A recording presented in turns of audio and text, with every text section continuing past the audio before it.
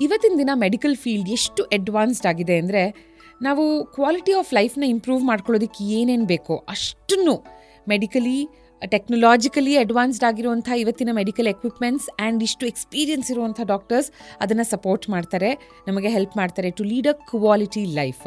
ನಮ್ಮ ಪ್ರೀವಿಯಸ್ ಎಪಿಸೋಡಲ್ಲಿ ಹೇಗೆ ಜನರಿಗೆ ಒಂದು ಭಯ ಇದೆ about anything to do with a doctor, especially surgery ಅಂತ ಬಂದಾಗ, right? Fear is generally bigger than the surgery itself ಅಂತ ಮಾತಾಡಿದ್ವಿ. But then robotic knee replacement surgeon doctor Deepak Inamdar ಅವರು ಹೇಳ್ತಾ ಇದ್ರು, ಹೇಗೆ ಮುಂಚಿನಗಿಂತ ಇವತ್ತಿನ ದಿನ ಎಲ್ಲ ವಿಧದಲ್ಲೂ ಸೇಫ್ಟಿ ದುಪ್ಪಟ್ಟು ಅಲ್ಲ, ಒಂದು 10 ಪಟ್ಟು 20 ಪಟ್ಟು ಹೆಚ್ಚಾಗಿದೆ ಅಂತ. For example, talking about ಅನಸ್ಥೀಸಿಯಾ, last ವಿಡಿಯೋದಲ್ಲಿ ಮಾತಾಡ್ತಿದ್ರು ಹೇಗೆ ಯಾವ ರೀತಿಯ ಅನಸ್ಥೀಸಿಯಾ ಕೊಡ್ತಾರೆ ಆ್ಯಂಡ್ ಎಷ್ಟು ಎಫೆಕ್ಟಿವ್ ಆ್ಯಂಡ್ ಎಷ್ಟು ಸೇಫ್ ಇವತ್ತಿನ ದಿನ ಅಂತ. ಬಟ್ ಇದರ ಇನ್ವೆನ್ಷನ್ ಆಗೋದಕ್ಕೂ ಮುಂಚೆ ಸ್ಪೀಡ್ ಮೆಂಟ್ ಸರ್ವೈವಲ್ ಅವಾಗ, ರೈಟ್? ಒಂದು 5 ನಿಮಿಷದ ಒಳಗೆ ಸರ್ಜರಿ ಮಾಡಿಬಿಡಬೇಕು ಅಂತ ಇತ್ತು. ಯಾಕಂದರೆ ಅನಸ್ಥೀಸಿಯಾ ಇರಲಿಲ್ಲ, ಸ್ಪೀಡ್ ಮೆಂಟ್ ಸರ್ವೈವಲ್. ಆ್ಯಂಡ್ ಸಾಕಷ್ಟು ಡಾಕ್ಟರ್ಸ್, ಸಾಕಷ್ಟು ಸರ್ಜನ್ಸ್ ಫೇಮಸ್ ಆಗಿದ್ರು for how fast they could ಆಂಪ್ಯುಟೇಟ್.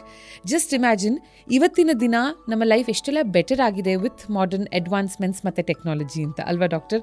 So ಭಯ ಅಂತ ಬಂದಾಗ ಜನರಲಿ ಪೇಷಂಟ್ಸ್ ಯಾವ್ಯಾವ್ದ್ರ ಭಯ ಇರುತ್ತೆ ಅಂದರೆ, ಒಂದು ನೋವಿನ ಭಯ, ಒಂದು ಅನಸ್ಥೇಸಿಯಾ ಭಯ, ಒಂದು ಆಮೇಲೆ ನಡೆಯೋಕ್ಕಾಗತ್ತಾ ಅನ್ನೋ ಭಯ. What are the most common fierce that they express? ಒಂದು ಫಸ್ಟ್ ಸರ್ಜರಿ ಬಗ್ಗೆ ಭಯ, ನೀವು ಹೇಳಿದ್ರ, ಅದು first group of people. Second group ಬರೋದು ಅನಸ್ಥೀಸಿಯಾ ಬಗ್ಗೆ ಭಯ. ಥರ್ಡ್ ಗ್ರೂಪ್ ಪೇನ್ ಬಗ್ಗೆ ಭಯ. ಸರ್ಜರಿ ಆದ್ರೆ ನೋವಾಗತ್ತೆ, ನಾವು ತಡ್ಕೊಳ್ಳಿಕ್ಕಾಗತ್ತೋ ಇಲ್ಲ. ಡಾಕ್ಟ್ರೇ, ನಾನು ಅವ್ರ ಹತ್ರ ಕೇಳಿದೆ, ಇವ್ರ ಹತ್ರ ಕೇಳಿದೆ, ಪಕ್ಕದ ಮನೆಯಲ್ಲಿ ಕೇಳಿದೆ, ಅವ್ರು ಮಾಡಿಸ್ಕೊಂಡಿದ್ದಾರೆ, ತುಂಬ ನೋವು, ಈ ಥರ. 4ನೇದು, ನಾ ಸರ್ಜರಿ ಮಾಡಿಸ್ಕೊಂಡ್ಮೇಲೆ ಮುಂಚೆ ಥರ ನಡೀತೀನೋ ಇಲ್ಲೋ ಅಂತ. ಅನಸ್ಥೀಸಿಯಾ ತುಂಬ ಸೇಫ್ ಇದೆ ಅಂತ. Second surgery robotic knee replacement surgery precision ಇರೋದ್ರಿಂದ ಮೋಸ್ಟ್ ಆಫ್ ದ ಸರ್ಜರಿ ನಾನು ಬೋನ್ ಕಟ್ಸಲ್ಲಿ ಮುಗಿಸ್ತೀನಿ. ಸಾಫ್ಟ್ ಟಿಶ್ಯೂ ರಿಲೀಸಸ್ ಅಂತ ಹೇಳ್ತೀವಿ. ಈಗ ನೀವು ಟೇಲರ್ ಹತ್ರ ಹೋದರೆ ಎಲ್ಲಾದರೂ ಟೈಟ್ ಇತ್ತಂದ್ರೆ 1-2 ಹೊಲಿಗೆ ಎಲ್ಲಿ ತೆಗಿಯಪ್ಪ, ಆ ಕಡೆ ಇನ್ನೊಂದು ಕಡೆ ಲೂಸ್ ಇದೆ, ಅಲ್ಲೋ ಅದು ಆ ಸೈಡ್ ಸ್ವಲ್ಪ ಹಿಡಿದು ಬಿಡು ಅಂತ ಹೇಳ್ತಾ ಇದ್ರು ಹಳೆ ಜನ ಎಲ್ಲ. ಸೊ ಇದೇ ಥರ ಮಂಡಿ ಈ ಥರ ಬಾಗಿರ್ಬೇಕಾದ್ರೆ ಒಳಭಾಗದಲ್ಲಿ ಹೊಲಿಗೆ ಬಿಡಬೇಕಾಗತ್ತೆ, ಹೊರಭಾಗದಲ್ಲಿ ಸ್ಟ್ರೆಚ್ ಆಗಿ ಹೋಗಿರುತ್ತೆ, ಅಲ್ಲಿ ಹಿಡಿಬೇಕಾಗತ್ತೆ. ಇದೇ ನೀ ರಿಪ್ಲೇಸ್ಮೆಂಟ್ ಸರ್ಜರಿ. ಸೊ ಈ ಸಾಫ್ಟ್ ಟಿಶ್ಯೂ ರಿಲೀಸಸ್, ಒಳಗಡೆ ಬಿಡಿಸೋದು, ಹೊರಗಡೆ ಹಿಡಿಯೋದು, ಇದು ಅವಶ್ಯಕತೆ ಕಮ್ಮಿ ಆಗಿ ಹೋಗ್ಬಿಟ್ಟಿದೆ ವಿತ್ ರೊಬಾಟಿಕ್ಸ್. ಯಾಕಂದ್ರೆ ಇಂಪ್ಲಾಂಟ್ ಪ್ಲೇಸ್ಮೆಂಟ್ ಅಂತ ಹೇಳ್ತೀವಿ. ನಮ್ಮ ಕಾಂಪೊನೆಂಟ್ ಪ್ಲೇಸ್ಮೆಂಟ್ ಎಷ್ಟು ಚೆನ್ನಾಗಿ ಚೇಂಜ್ ಮಾಡ್ಬೋದು ಅಂತಂದ್ರೆ ಈ ರಿಲೀಸ್ ಕಮ್ಮಿ ಆಗಿ ಹೋಗ್ಬಿಟ್ಟಿದೆ. ಈ ರಿಲೀಸಸ್ ಕಮ್ಮಿ ಆಗಿರೋದ್ರಿಂದ ನೋವು ಪೇಷಂಟ್ಗೆ ತುಂಬ ಕಮ್ಮಿ ಇರುತ್ತೆ compare to traditional surgeries. Third thing, recovery and pain control measures ಅಂತ ಹೇಳ್ತೀವಿ. ಸೊ ನಾನು ಲಾಸ್ಟ್ ಟೈಮ್ ಅನಸ್ಥೀಸಿಯಾ ಹೇಳಿದೆ, ರೀಜನಲ್ ಬ್ಲಾಕ್ಸ್ ಅಂತ. ತೊಡೆಯಲ್ಲಿ ಇಂಜೆಕ್ಷನ್ ಕೊಡ್ತೀವಿ, ಕಾಲು ಮರಗಟ್ ಬಿಡುತ್ತೆ. 2 ದಿನ ಒಂದು ಪಂಪ್ ಥರ ಕೊಡ್ತೀವಿ, ಅದರಿಂದ ನೋವು ಅನ್ಬೋಗ್ಸಲ್ಲ ಪೇಷಂಟು. ಮಂಡಿ ಹಿಂಭಾಗದಲ್ಲಿ ಇಂಜೆಕ್ಷನ್ ಕೊಡ್ತಾರೆ ಅನಸ್ಥೆಟಿಸ್ಟು, ಅಲ್ಟ್ರಾಸೌಂಡ್ ಗೈಡೆಡ್. ಅದರಿಂದ ಮಂಡಿ ನೋವು ಅನ್ಬೋಗ್ಸಲ್ಲ ಪೋಸ್ಟ್ ಆಪ್. ಮಂಡಿ ಒಳಗಡೆ ಇಂಜೆಕ್ಷನ್ ಕೊಡ್ತೀವಿ ಸರ್ಜರಿ ಮಾಡಾದ್ಮೇಲೆ ನಾವು, ಅದರಿಂದ ಮಂಡಿ ನೋವು ತುಂಬ ಕಮ್ಮಿ ಆಗುತ್ತೆ. ಅದ್ರ ಜೊತೆ ಇಂಟ್ರಾವೀನಸ್ ಇಂಜೆಕ್ಷನ್ ಕೊಡ್ತೀವಿ, ನರದಲ್ಲಿ ಕೊಡ್ತೀವಿ, ಅದರಿಂದ ಪೇನ್ ಸಾಕಷ್ಟು ಕಮ್ಮಿ ಆಗುತ್ತೆ. ಅದ್ರ ಜೊತೆ ಓರಲ್ ಪೇನ್ ಕಿಲ್ಲರ್ಸ್ ಕೊಡ್ತೀವಿ. We try to keep the patient very very comfortable post surgery. ಆಮೇಲೆ ಆ ಪೇನ್ ಕಿಲ್ಲರ್ಸ್ನ ಟೇಪರ್ ಮಾಡ್ತಾ ಹೋಗ್ತೀವಿ. ಪೇಷಂಟ್ನ ನೋಡ್ತಾ ಇರ್ತೀನಿ, ಪ್ರತಿ ವಾರ ನಾನು ಟೇಪರ್ ಮಾಡ್ತಾ ಹೋಗ್ತೀನಿ. ಅವ್ರ ಪೇನ್ ಪ್ರಪೋರ್ಷನ್ನಿಂದ ಕಂಫರ್ಟಬಲ್ ಇದ್ದರೆ ಟೇಪರ್ ಮಾಡ್ತೀನಿ, ಪೇನ್ ಇತ್ತು ಅಂದರೆ ಪೇನ್ ಕಿಲ್ಲರ್ಸ್ನ ಕಂಟಿನ್ಯೂ ಮಾಡ್ತೀವಿ. ಅದ್ರ ಜೊತೆ ಸಾಕಷ್ಟು ಪ್ರಾಮುಖ್ಯತೆ ನಾನು ಹಾಕೋ ಇಂಪ್ಲಾಂಟ್ ಮೇಲೂ ಬರುತ್ತೆ. ಸೊ ಹಾಕೋ ಒಳ್ಳೆ ಇಂಪ್ಲಾಂಟು ನಾನು ನೆಕ್ಸ್ಟ್ ಕ್ವಶನ್ಸಲ್ಲಿ ಮಾತಾಡ್ತೀನಿ. ಟ್ರಯತ್ಲನ್ ಇಂಪ್ಲಾಂಟ್ ಅಂತ ಯೂಸ್ ಮಾಡ್ತೀನಿ, ತುಂಬ ಮಂಡಿ ಭದ್ರತೆ ಕೊಡುತ್ತೆ, ಇದು ಪ್ರಾಮುಖ್ಯತೆ ಇರುತ್ತೆ. ಆಮೇಲೆ ಪೋಸ್ಟ್ ಆಪ್ ರಿಕವರಿಯಲ್ಲಿ ಐಸಿಂಗ್ ಮಾಡೋದ್ರಿಂದನೂ ಪೇನ್ ಕಂಟ್ರೋಲ್ ತುಂಬ ಚೆನ್ನಾಗಿರುತ್ತೆ. ಸೊ ಇವೆಲ್ಲ ಮಾಡೋದ್ರಿಂದ patient is kept pain free and also ನಾವು ಪ್ರೀವಿಯಸ್ಲಿ ಮಾತಾಡಿದ್ವಿ ರೈಟ್ ಡಾಕ್ಟರ್ನ ಚೂಸ್ ಮಾಡೋದು ಆ್ಯಂಡ್ ರೈಟ್ ಹಾಸ್ಪಿಟಲ್ನ ಚೂಸ್ ಮಾಡೋದು ಎರಡೂ ಯಾಕೆ ತುಂಬ ಇಂಪಾರ್ಟೆಂಟ್ ಆಗುತ್ತೆ ಅಂತ.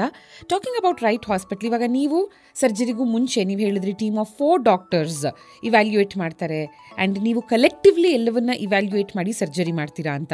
ಆ್ಯಂಡ್ ಏನೇನೆಲ್ಲ ಮಾಡ್ತೀರಾ ಪ್ರೀ ಆ್ಯಂಡ್ ಪೋಸ್ಟ್ ಸರ್ಜಿಕಲ್ ಕೇರಲ್ಲಿ ಏನೇನೆಲ್ಲ ಬರುತ್ತೆ ಅಂತ ಹೇಳಿದ್ರಿ. ಸೊ ಆಫ್ಟರ್ ಅ ರೊಬೋಟಿಕ್ ನೀ replacement surgery, hospitals how do they ensure safety of patients?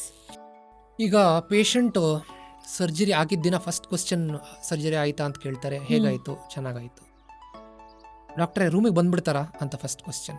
ಅವ್ರಿಗೆ ಇನ್ನೊಂದೇನು ಹೆದರಿಕೆ ಅಂದರೆ, ನಾನು ಪೇಷಂಟ್ ಅವತ್ತಿನ ರಾತ್ರಿ ICU ಅಲ್ಲಿ ಇಡ್ತೀನಿ ಅಂದರೆ ತುಂಬ ಹೆದರ್ಕೊಂಡ್ಬಿಡ್ತಾರೆ. ನಾನು ಪ್ರತಿ ಪೇಷಂಟ್ಗೆ ಹೇಳೋದಿದೆ, ICU ಅಲ್ಲಿ first day on the day of the surgery is the safest place in the hospital. Continuous 24 hours monitoring ಇರುತ್ತೆ. Monitor attach to the patient ಇರುತ್ತೆ.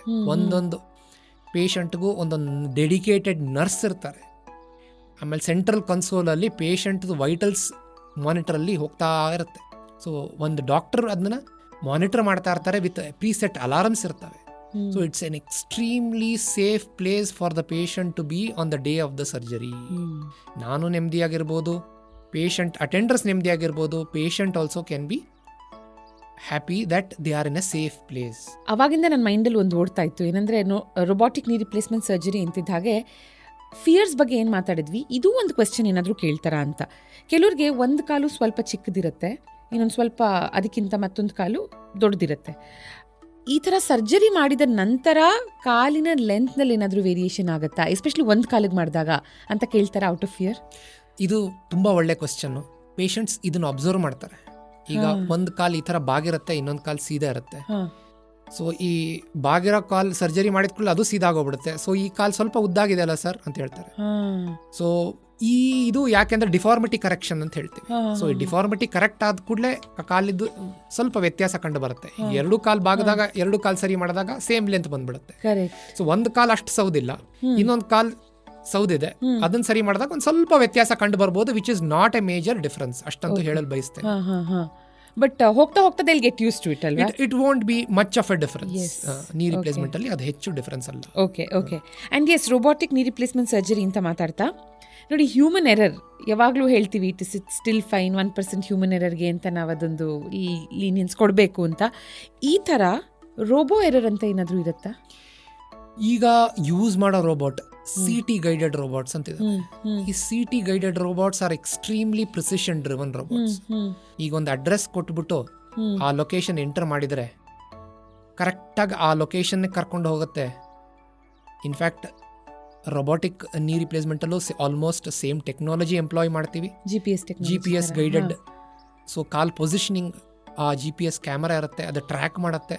ಅದರಿಂದ ಮಂಡಿ ಎಷ್ಟು ಬೆಂಡ್ ಆಗಿದೆ, ಎಷ್ಟು ಡಿಗ್ರಿ ಬೆಂಡ್ ಆಗಿದೆ, ಸೀದಾ ಇದೆನಾ, 0 ಡಿಗ್ರಿ ಇದೆನಾ, 1 ಡಿಗ್ರಿ ಇದೆನಾ, 3 ಡಿಗ್ರಿ ಇದೆನಾ, 4 ಡಿಗ್ರಿ ಇದೆನಾ ಅಂತ ತೋರಿಸುತ್ತೆ, ಎಷ್ಟು ಮಿಲಿಮೀಟರ್ ಅಂತ ತೋರಿಸುತ್ತೆ. ಸೊ ಈ ಪ್ರಿಸಿಷನ್ ಡ್ರಿವನ್ ಟೆಕ್ನಾಲಜಿಯಿಂದ ರೊಬೋಟಿಕ್ ಎರರ್ ಸಾಕಷ್ಟು ಇಟ್ ಈಸ್ ತುಂಬ ಕಮ್ಮಿ ಅಂತ ಹೇಳ್ಬೋದು, ಆರ್ ನಾನ್ ಎಕ್ಸಿಸ್ಟೆಂಟ್ ಅಂತ ಹೇಳ್ಬೋದು. So we have to understand that it's not man versus machine, it is man with machine. ಹೌದು. GPS ಬಗ್ಗೆ ನೀವೇನು ಹೇಳಿದ್ರಿ, GPS ಹಾಕ್ಕೊಂಡು ಲೊಕೇಶನ್ ನಾವು ಇಲ್ಲಿಗೆ ಹೋಗಬೇಕು ಅಂತಂದಾಗ ಅದು ಕೂಡ ಒಂದು ರೈಟ್ ಟೈಮ್ ತೋರಿಸುತ್ತೆ, ETA estimated time of arrival, ಅಲ್ಲಿ ಎಷ್ಟೊತ್ತಿಗೆ ರೀಚ್ ಆಗ್ತೀವಿ ಅಂತ. ಆದರೆ ಇದೇ ರೈಟ್ ಟೈಮ್ನ ನಮ್ಮ ಲೈಫ್ಗೆ ನಾವು ಇಂಪ್ಲಿಮೆಂಟ್ ಮಾಡ್ಕೊಳ್ಳೋದಿಲ್ಲ. ನೀ ಪೇನ್ ಸಿವಿಯರ್ ಆದಾಗ ಡಾಕ್ಟರ್ ಹೇಳಿರ್ತಾರೆ ನೀ ರಿಪ್ಲೇಸ್ಮೆಂಟ್ ಸರ್ಜರಿ ಮಾಡಿಸ್ಬೇಕು ಅಂತ, ಬಟ್ ಸ್ಟಿಲ್ ಆ ರೈಟ್ ಟೈಮಿಗೆ ಕಾಯ್ತಾ ಇರ್ತೀವಿ. ಇದೊಂದು ಮದುವೆ ಮುಗಿಸ್ಬಿಡೋಣ, ಇದೊಂದು ಟ್ರಿಪ್ ಮುಗಿಸ್ಬಿಡೋಣ, ಇನ್ನೊಂದು ವರ್ಷ ಮುಂದಕ್ಕೆ ಹಾಕ್ಬಿಡೋಣ, ಸ್ವಲ್ಪ ದುಡ್ಡು ಅಡ್ಜಸ್ಟ್ ಮಾಡಿಬಿಡೋಣ, ಏನೋ ಒಂದಿರುತ್ತೆ ಆಸೆ ಕನಸುಗಳು. It is never ending, right? ಈ ರೈಟ್ ಟೈಮ್ಗೆ ವೆಯ್ಟ್ ಮಾಡೋರಿಗೆ what is your advice? So this is a very good question. ತುಂಬ ಜನ ತಳ್ತಾ ಹೋಗ್ತಾರೆ, ಕೊನೆಗೆ ಯಾವ ಸ್ಟೇಜ್ ಹೋಗ್ಬಿಡುತ್ತೆ ಅಂದರೆ ಮೀರ್ ಬಿಡುತ್ತೆ. Either they will become too unfit for surgery or they become too old. ಆಮೇಲೆ ಒಂದು ಆ ಆಸೆನೇ ಹೋಗ್ಬಿಡುತ್ತೆ. ಕರೆಕ್ಟ್ ಟೈಮಲ್ಲಿ ಮಾಡಿಸಿದ್ರೆ ನಿಮ್ಗೆ ಒಳ್ಳೆ ಕ್ವಾಲಿಟಿ ಆಫ್ ಲೈಫ್ ಸಿಗುತ್ತೆ, ಪೇನ್ ರಿಲೀಫ್ ಸಿಗುತ್ತೆ. So correct time is perhaps the most important. ಯಾಕಂದ್ರೆ ಸರ್ಜರಿ ಮಾಡಿಸ್ಕೊಳ್ಳಿಕ್ಕೆ 3 things important. 1, physically you should be fit. 2, pain tolerance ಇರಬೇಕು. 3, mentally you should be strong. So ವಯಸ್ಸಿಂದ ಇವೆಲ್ಲ ಕುಗ್ಗುತ್ತಾ ಹೋಗುತ್ತೆ. So right time is now. Doctor Yes. ಹೇಳಿದ್ದಾರೆ ಅಂದರೆ it is now. It is a good time. And right ನಾವು ಅಂದರೆ ಇವತ್ತಿನ ದಿನ ಪ್ರಪಂಚದಲ್ಲಿ ಓವರ್ 2 ಮಿಲಿಯನ್ ನೀ ರಿಪ್ಲೇಸ್ಮೆಂಟ್ ಸರ್ಜರೀಸ್ ಗ್ಲೋಬಲಿ ಪರ್ಫಾರ್ಮ್ ಆಗ್ತಾ ಇದೆ ಪ್ರತಿ ವರ್ಷ. ಬಟ್ ಇವಾಗ 2026 ನಾವಿದ್ದೀವಿ. ಜಸ್ಟ್ 4 ವರ್ಷಗಳ ನಂತರ by 2030 demand for knee replacement ಎಷ್ಟಾಗತ್ತೆ ಅನ್ನೋ ಎಕ್ಸ್ಪೆಕ್ಟೇಷನ್ ಇದೆ ಅಂದರೆ it is set to increase by more than 600% ಕೆಲವು ದೇಶಗಳಲ್ಲಿ ಬಿಕಾಸ್ ಆಫ್ ಏಜಿಂಗ್ ಪಾಪ್ಯುಲೇಷನ್. ಸಾಕಷ್ಟು ದೇಶಗಳಲ್ಲಿ ಏಜಿಂಗ್ ಪಾಪ್ಯುಲೇಷನ್ ಜಾಸ್ತಿ ಆಗ್ತಾ ಇದ್ದಾರೆ, ಯಂಗ್ ಕ್ರೌಡ್ ಕಡಿಮೆ ಆಗ್ತಾ ಇದ್ದಾರೆ. But having said that younger age ಗ್ರೂಪಲ್ಲೂ ಇಶ್ಯೂಸ್ ಕಾಣಿಸ್ಕೊಳ್ತಾ ಇರೋದ್ರಿಂದ ಹೋಗ್ತಾ ಅಂತೂ ಇದರ ಪರ್ಸೆಂಟೇಜ್ ಜಾಸ್ತಿನೇ ಆಗುತ್ತೆ. So sooner the better. ಹೌದು, ಡೆಫಿನೆಟ್ಲಿ. ಯಾಕಂದರೆ quality of health care has improve tremendously. ಈಗ ನೀವು ನೋಡ್ತೀರಾ ಇಷ್ಟು ಒಳ್ಳೊಳ್ಳೆ ಹಾಸ್ಪಿಟಲ್ಸ್ ಬಂದ್ಬಿಟ್ಟಿದೆ on every corner of Bangalore. People are living longer and longer. So the proportion is only going to increase. Okay. And robotic knee replacement surgeries ಬಗ್ಗೆ ಮಾತಾಡ್ತಾ 4 broad types of robotic systems ಇದೆಯಾ doctor, if I am not wrong? ಹೌದು, multi nationals 4 ಅಂತ ಹೇಳ್ಬೋದು. Okay. So some CT guided systems ಅಂತಿದೆ, ಕೆಲವು non CT guided systems ಅಂತಿದೆ. So ಈ ಮಲ್ಟಿ ನ್ಯಾಷನಲ್ ಕಂಪನೀಸ್ ಇದೆ, ಇಂಡಿಯನ್ ಕಂಪನಿನೂ ಇದೆ. ಸೊ ನಾನು ಉಪಯೋಗಿಸೋದು one of the multi national company, Stryker ಒಂದು ಕಂಪನಿ ಇದೆ. ಅದರದ್ದು ರೋಬೋಟ್ ಇರೋದು ಮೇಕೋ ನಮ್ಮ ಹಾಸ್ಪಿಟಲ್ ಅದಿದೆ. It's a very good robot, very precise. So we are very happy with it. All of us who are doing robotic knee replacements are extremely happy with the system. Okay. Doctor, ಇವಾಗ robotic knee replacement surgery ಅಂತ ಬರ್ತಾ quality of the implant ಮತ್ತು ಅದನ್ನು ನೀನ ಒಳಗೆ ಮಂಡಿಯ ಒಳಗೆ place ಮಾಡುವಂಥ precision, ಇವೆರಡು ಬಹಳ ಇಂಪಾರ್ಟೆಂಟ್, ಬಹಳ ಕ್ರೂಷಿಯಲ್ ಅಂತ ನಾನು ಅಂದ್ಕೊಳ್ತಾ ಇದ್ದೀನಿ. But according to you as an expert robotic knee replacement surgeon, 2 ವಿಷಯಗಳು ಬಹಳ ಕ್ರಿಟಿಕಲ್ ಅಂದರೆ ರೊಬಾಟಿಕ್ ನೀ ರಿಪ್ಲೇಸ್ಮೆಂಟ್ ಸರ್ಜರಿನಲ್ಲಿ ಯಾವ್ಯಾವುದು? A is alignment, B is balance, C is cementing. So alignment ಅಂದರೆ ಮಂಡಿ ಎಷ್ಟು ಮಟ್ಟಿಗೆ ಸ್ಟ್ರೇಟ್ ಮಾಡ್ತೀವಿ. Balance is what the patient feels. ಎಷ್ಟು ನ್ಯಾಚುರಲ್ ಫೀಲಿಂಗ್ ಕೊಡ್ಬೋದು ಆ ಪೇಷಂಟ್ಗೆ ಅನ್ನೋದು, ಈ ಸರ್ಜನ್ ಎಷ್ಟು ಮಟ್ಟಿಗೆ ಒಳ್ಳೆ ಬ್ಯಾಲೆನ್ಸ್ ಮಾಡ್ಲಿಕ್ಕೆ ಸಾಧ್ಯ, ಅದು it is balance. And cementing of course is a important part of knee replacement surgery. So ಅದ್ರ ಜೊತೆ ಒಳ್ಳೆ implant also is important. So last ಟೈಮೇ ನೀವು ಕೇಳಿದ್ರ question, premium implant, standard implant ಅಂತ. So most multinational companies have got good implants. ಒಂದೊಂದು robotic ಒಂದೊಂದು implant it is married, ಅದ್ರ ಜೊತೆ ಮದುವೆ ಆಗಿದೆ. ಸೊ ಆ ರೋಬೋಟ್ ಯೂಸ್ ಮಾಡಿದರೆ ಅದು ಒಂದೇ ಇಂಪ್ಲಾಂಟ್ ಯೂಸ್ ಮಾಡಲಿಕ್ಕೆ ಸಾಧ್ಯ. ಸೊ ಅದೇ ಥರ ನಾನು ಯೂಸ್ ಮಾಡೋ ರೋಬೋಟಿಗೆ ಒಂದು ಆಪ್ಷನ್ ಇದೆ. It's a very good and a standard and a premium implant. ಈ ಮಾಡರ್ನ್ ನೀ ಇಂಪ್ಲಾಂಟ್ಸ್ ಅಂತ ತಗೊಂಡಾಗ 15 to 25 years, anyway between 15 to 25 years ಅದರ ಲೈಫ್ ಇರುತ್ತೆ, depending on activity levels. So it is subjective ಅಲ್ವಾ? ನೀವು ಕಡಿಮೆ ಆಕ್ಟಿವಿಟಿ ಮಾಡಿ ಅಂತ ಹೇಳ್ತೀರಾ ಅಥವಾ ಹೆಚ್ಚು ಮಾಡಿದ್ರೂ ಓಕೆನಾ? ಇಲ್ಲಿ ಇನ್ನೇನಾದರೂ ಕಂಡೀಷನ್ಸ್ ಅಪ್ಲೈ ಇದೆಯಾ? ಈಗ it is dependent on multiple things. ಈಗ ಮನೆ ಕಟ್ಟಬೇಕಾದ್ರೆ ಹೇಗೆ ಫೌಂಡೇಶನ್ಗೆ ನಿಮ್ಮ ಸಾಯಿಲ್ ಚೆನ್ನಾಗಿರಬೇಕು. ಸೊ ಬೋನ್ ಕ್ವಾಲಿಟಿ ನಂಬರ್ 1. ಈಗ ಬುನಾದಿ ಹಾಕಬೇಕು ಅಂದರೆ ಸಾಯಿಲ್ ಟೆಸ್ಟಿಂಗ್ ಅಂತ ಮಾಡ್ತಾರೆ. ಎಷ್ಟು ಡೆಪ್ತಿಗೆ they have to build a big building, the soil and the compaction of that soil has to be good. So ಅದೇ ಥರ ಬೋನಲ್ಲಿ ಎಷ್ಟು ಮಟ್ಟಿಗೆ ಸ್ಟ್ರೆಂತ್ ಇದೆ ಅನ್ನೋದು it's one is important. Osteoporosis ಆಗಲಿ, ಸ್ಟ್ರೆಂತ್, ಬೋನ್ ಸ್ಟ್ರೆಂತ್. ಸೆಕೆಂಡ್, ನಿಮ್ಮ ದೇಹದ ವೇಟ್, ದ್ಯಾಟ್ ಆಲ್ಸೋ ಮ್ಯಾಟರ್ಸ್. ಯಾವ weight has caused osteoarthritis will also wear the implant. Okay. So weight reduction ಮಾಡಿ ಅಂತ ಆಫ್ಟರ್ ಸರ್ಜರಿನೂ ಅಡ್ವೈಸ್ ಮಾಡ್ತೇನೆ. ಥರ್ಡ್ ಥಿಂಗ್, ಈ ಗಾಡಿ ಹೇಗೆ ಒಳ್ಳೆ ಕಾರು ಮಡ್ ರೋಡು ಬ್ಯಾಡ್ ರೋಡ್ಸಲ್ಲಿ ತೊಗೊಂಡೋದ್ರೆ ಹೇಗೆ ಗಾಲಿ ಸವಿಯತ್ತೆ, ಅದೇ ಥರ ನಿಮ್ಮ ಇಂಪ್ಲಾಂಟು ಸರಿಯಾಗಿ ಯೂಸ್ ಮಾಡಲಿಲ್ಲ ಅಂದರೆ, ಕೇರ್ಲೆಸ್ ಆಗಿದ್ದರೆ, ಕೆಳಗೆ ಕೂಡೋದು ಹೇಳೋದು. ಎಷ್ಟೋ ಪೇಷಂಟ್ಸ್ ಕೇಳ್ತಾರೆ ಕೆಳಗಡೆ ಕೂಡ್ಬೋದಾ, ಸ್ಕ್ವಾಟಿಂಗ್ ಮಾಡ್ಬೋದಾ, ಇವೆಲ್ಲ ಕೇಳ್ತಾರೆ. ಸೊ ಇವೆಲ್ಲ ಮಾಡಲಿಕ್ಕೆ ಡಿಸೈನ್ ಆಗಿರೋ ಇಂಪ್ಲಾಂಟ್ ಅಲ್ಲ. ನ್ಯಾಚುರಲಿನೇ ಇಟ್ ಇಸ್ ನಾಟ್ ಡಿಸೈನ್ಡ್ ಅಂತ ಹೇಳಿದ್ರಿ ನೀವು. ನಮ್ಮ ನ್ಯಾಚುರಲ್ ನೀನೇ ನ್ಯಾಚುರಲಿ ಮಾಡಿದ್ರೆ ಸವಿಯತ್ತೆ, ಹೆಚ್ಚು ಸವಿಯತ್ತೆ. ಸೊ ಈ ನೀ ಇಂಪ್ಲಾಂಟ್ ಪಾಶ್ಚಾತ್ಯ ದೇಶದ invention. It's A western invention for A western style of living. So obviously ಈಗ ಎಷ್ಟೋ ಜನ ನೋಡ್ಬಿಡ್ತಾರೆ ಎಲ್ಲೋ ಸೋಷಿಯಲ್ ಮೀಡಿಯಲ್ಲಿ, ಡಾಕ್ಟರ್ ಅವ್ರು ಮಾಡಿದ್ದಾರೆ, ಅವ್ರು ನೆಲದ ಮೇಲೆ ಕೂಡ್ತಿದ್ದಾರೆ, ಅವ್ರು ವಿಡಿಯೋ ತೋರಿಸಿದ್ದಾರೆ, ವಿಡಿಯೋ ಹಾಕಿದ್ದಾರೆ ಅಂತ ಹೇಳ್ತಾರೆ. ಸೊ ಮಾಡಬಹುದು, ಬಟ್ ಮಾಡೋದು ಒಳ್ಳೇದಲ್ಲ. If you want your implant to last long, reduce your weight, keep doing the exercises which we have taught you. ಏನು ಕಲಿಸಿದ್ದೀವಿ ಎಕ್ಸಸೈಸ್, ಫಿಸಿಯೋಥೆರಪಿ ಏನು ಕಲಿಸಿದ್ದಾರೆ ಅದನ್ನ ಮಾಡಿ ರೆಗ್ಯುಲರ್ ಆಗಿ.